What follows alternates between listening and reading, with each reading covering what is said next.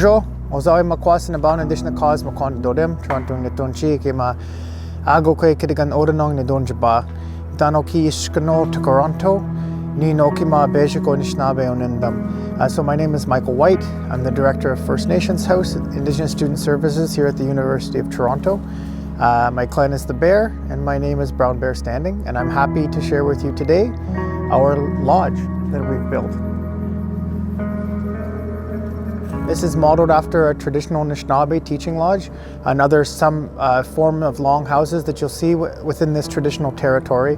Many institutions have gone the route of a teepee. They're quite, there's an ease of use for teepees, but this structure is more representative of what would be happening in eastern woodlands. And so we're quite grateful to have this space now here within the North Courtyard of the Earth Sciences building, with a partnership with forestry and the Daniels faculty, to be able to be doing ceremony here in this space in our ancestral territory. And so what we're filming today is part of a Landback exhibit, but speaking specifically about this wonderful lodge that we have constructed today. So Dave, so grateful that you've put this lodge together for us. I'm really interested in what's holding it together. So can you talk a bit about is it a footprint? What would you call this? Frame? This would be your foundation. Foundation, yeah. Okay. So what makes this nice and portable and able to set up on any location, whether or not you can put things in the ground or if it's on a floating floor or anything like that, is your foundation. So this is a nice solid heavy base with some good steel corners, double 2x6 laminated. So this all comes apart. You can unscrew your brackets that hold your corners together, and it's all modular. Okay. What is this material here? So these are just PVC Schedule 40 plumbing pipes. Okay. So I've taken all the labeling off of it with acetone, sanded it with sandpaper, and then put a wood stain on. So it does give you the effect of being wood. Yeah, it's made to... Yeah, it's made to look nice, right? Yeah. It's not out to fool anyone, but it's meant to look a little bit nicer. And so we're emulating the type of sapling that we would use to put a traditional lodge together. That's right. Yeah. So what the nice thing about this is that this is reusable. You can take this down and reuse all the same components several times for several years. With a sapling, once you put it in the ground and it dries, it's basically done. Yeah. You're not going to take it out of the ground and then set it back up again.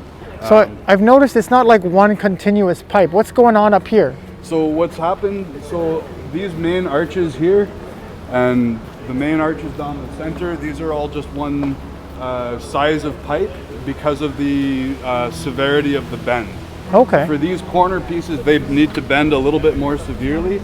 So if I was to use, this is 1.25 inches, it would be extremely difficult to get this bend, and it would be at risk of breaking. Oh, okay. So for these corner pieces here where they need to bend a little more severely because it's a smaller arch, I've gone down to the 1 inch Schedule 40, okay. Which is really nice because it slips into the 1.25 inches very nicely.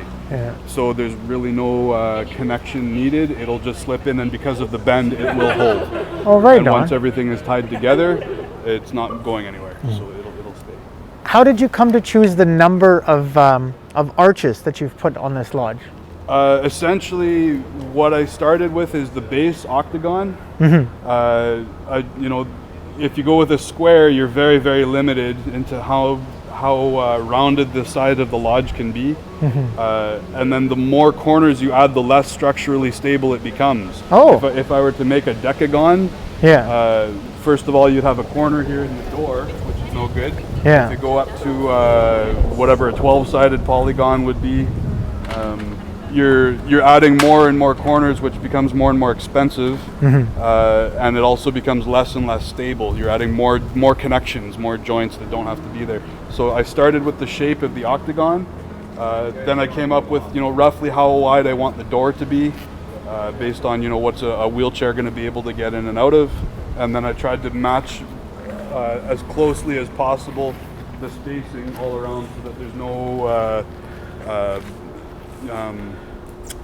outlying number. So you match. They're all within a certain tolerance of each other for the spacing. So so the spacing is they're equally distant apart from each other. Close. They're all within a few inches. Okay. Yeah. And then because you want two poles on your door boards here, I wanted to make sure that there were 2 poles here, 2 poles there, and then sort of averaging out that spacing, I came out with 7 poles here for the dimensions that you gave me. You wanted 16 by 30. Yes. So that's how I spaced this out. All right, so Dave, you're going to show us how to tie a lodge knot.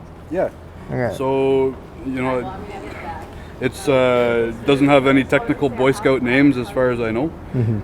So we start off with the bight in the middle of your tie here, and we bring this around corner to corner. We cinch that tight. Okay. And you split your tie, go the opposite corners, cross it, come back around, and then tie it like you would your shoe. So just a simple overhand knot and a bow. Oh, right on.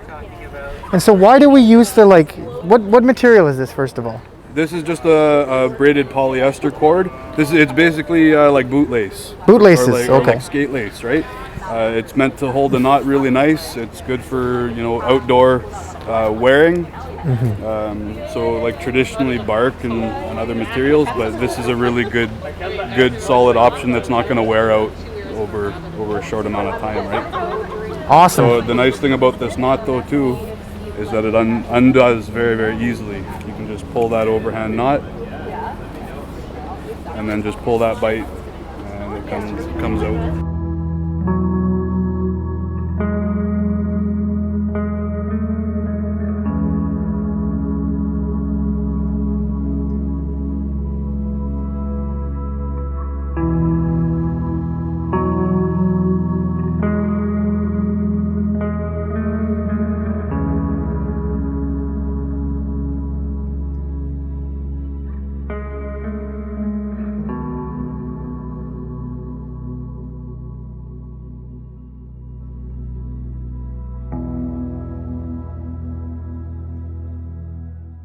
Hello, my name is Kelsey Melanson. I am currently the coordinator of academic supports at a First Nations house, formerly the student life coordinator, so still doing quite a lot of events here at First Nations house. So this event is called Landback Reclaiming exhibit. So what we're doing today is this week rather, we are here to sort of claim space, have conversations about landback, what it means to different people across Canada, Indigenous and non-Indigenous, but also to showcase a lot of really cool stuff from Indigenous artists. So we're able to take the structure that it was in our possession as First Nations House and be able to program it what the students are interested in doing. And so I'm really excited that the amount of people that have come through here, the ability to showcase Indigenous talent through music, through light, through short films. And it's just the beginning of the potential that this structure and this space has for programming at First Nations House, Indigenous Student Services. And so we've spoken a bit about it before, but I'm particularly interested in the materials that we're using. And so prior to contact, we're in a lovely forest with lots of trees. That's not our modality anymore. And so we've actually substituted those saplings that we would use for a traditional lodge for this pipe that we've painted to look like wood. And so a great part about this is we can reuse these materials again and again without causing a negative effect on the environment that we're in. So the canvas tarps that we've used, traditionally back when the trees were large enough, we'd be using sheets of elm and bark and other trees and birch depending on the season. But those trees aren't able to get that big anymore due to logging and extractive resource procurement here in Canada. And so yet again, the substitution has been these canvas tarps, which are quite portable. It's easier for us to set them up. But the point is the structure itself. So the architecture that you're seeing is emulating our traditional lodges. It gives us a place to be uniquely Indigenous in a space that we are creating as Indigenous people.